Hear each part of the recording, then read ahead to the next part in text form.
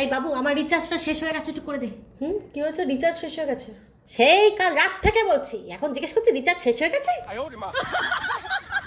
করে দিচ্ছি, একটু দাঁড়াও। আরে বুলটির মায়ের সাথে একটু কথা বলছিলাম, বলতে বলতে কেটে গেল, আর ফোন করতে পারছি না আমি। মা, বাড়িতে ওয়াইফাই আছে, হোয়াটসঅ্যাপে কল করে দাও না। না না, আমার রিচার্জ করতে তো সমস্যাটা কি? আমি তো তোকে টাকা দিচ্ছি নাকি? আরে তোমার ক্যাশ নিয়ে আমি কি করব? ব্যাংক অ্যাকাউন্টে টাকা ট্রান্সফার করে তারপর রিচার্জ করতে হবে। একটু দাঁড়াও, করে দিচ্ছি।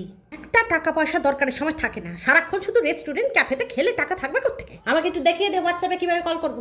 ওই তো চ্যাটের ওপরই তো কল বাটন আছে, ওতে কল করে নর্মাল কলের মতোই হবে।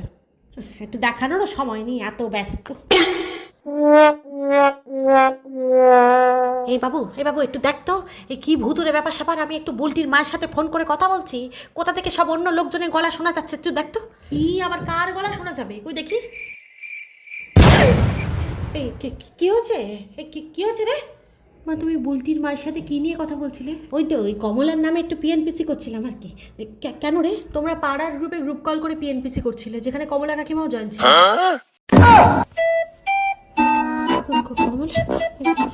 বুলটি মাকে বলতে হবে, ফোন দে।